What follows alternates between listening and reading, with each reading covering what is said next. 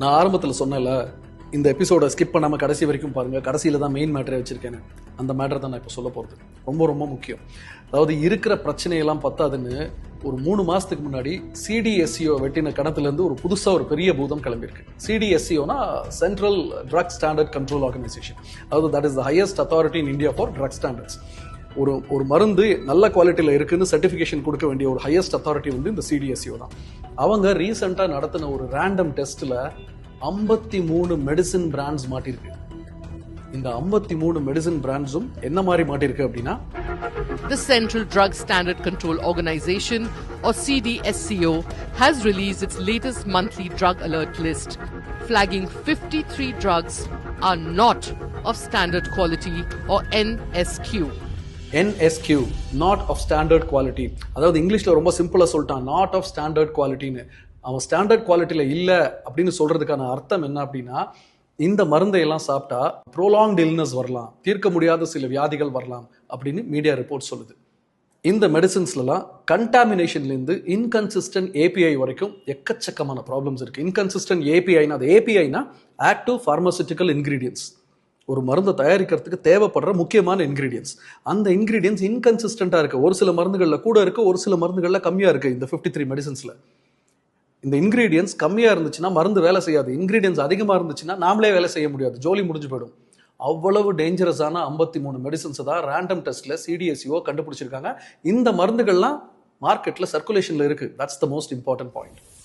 If I'm consuming vitamin D or a paracetamol, then how do I know? Because Monter LC is for allergies, I take it regularly. How do I know if my drug is of the right standard, that it's not spurious or of substandard? There is no way absolutely a consumer can know whether the drug is counterfeit or not, and neither the doctor can know. கேட்டிங்களா? கடையில் போய் ஒரு மருந்தை வாங்கினா அது சரியான மருந்தா தப்பான மருந்தான்னு நம்மளால இல்லை, ஒரு டாக்டரால கூட கண்டுபிடிக்க முடியாதுன்னு ஒரு டாக்டரே சொல்றாரு. இதுல ரொம்ப பயப்பட வேண்டிய விஷயம் என்னன்னா, இந்த மெடிசின்ஸ்லாம் ஏதோ ரொம்ப ரேரான மெடிசின்ஸோ நம்ம கேள்விப்படாத மெடிசின்ஸோ இல்லை. ரொம்ப ரொம்ப காமன் ப்ராப்ளம்ஸ்க்காக நீங்களும் நானும் தினம் சாப்பிட்டுக்கிட்டு இருக்கிற ரொம்ப சாதாரணமான ரொம்ப காமனான மெடிசின்ஸ் இது எல்லாமே. என்னென்ன மருந்தெல்லாம் மாட்டிருக்குன்னு பாருங்க. Calcium and vitamin D3 tablets IP, Shelcal 500 normal calcium and vitamin டெஃபிஷியன்சிக்கு கொடுக்குறது. ஆல்மோஸ்ட் எல்லாருமே சாப்பிட்டுருப்போம்னு நினைக்கிறேன். Amoxicillin and potassium clavulanate tablets, Mexclav 625 அதாவது சில காமன் பாக்டீரியல் இன்ஃபெக்ஷன்ஸ்க்கு கொடுக்கறது. டெல்மி சாட்டன் ஹை பிபிக்கு கொடுக்குற மருந்து. எத்தனை பெரியவங்க இதை சாப்பிட்டாங்களோ தெரியாது. Vitamin B complex with vitamin C soft gels.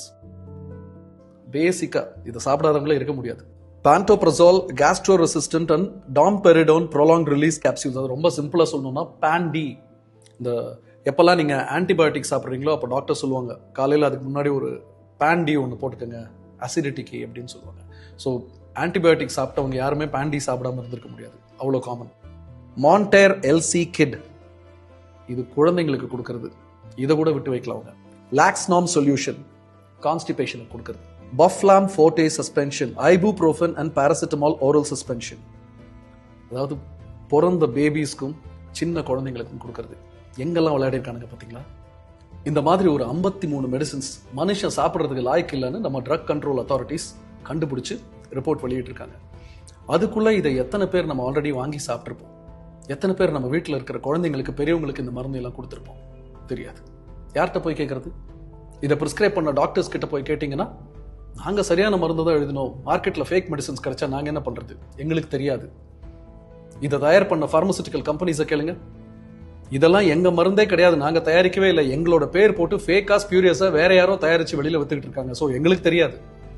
வாங்கின பார்மசியில போய் கேட்டா எங்க கடையில தப்பான மருந்தே கிடையாது, ஸோ எங்களுக்கு தெரியாது. தெரியாது தெரியாது தெரியாது, யாருக்குமே எதுவுமே தெரியாது. ஆனா எங்கேயோ யாரோ தெரிஞ்சே இந்த மருந்துகளை தயார் பண்ணிக்கிட்டு இருக்காங்க. எங்கேயோ யாரோ தெரிஞ்சே இந்த மருந்துகளை விற்கிறதுக்கு டாக்டர்ஸ்க்கு பணம் கொடுத்துக்கிட்டு இருக்காங்க. எங்கேயோ யாரோ தெரிஞ்சே இந்த மருந்தை எல்லாம் பிரிஸ்கிரிப்ஷன்ல நமக்கு எழுதிக்கிட்டு இருக்காங்க. எங்கேயோ யாரோ தெரிஞ்சே இந்த மருந்துகள் எல்லாம் பார்மசிஸ்ல நமக்கு வித்துக்கிட்டு இருக்காங்க. ஆனா நாம மட்டும்தான் எதுவுமே தெரியாம தினம் இந்த மருந்துகளை வாங்கி சாப்பிட்டுட்டு வாழ்வா சாவான்னு போராடிக்கிட்டு இருக்கோம்.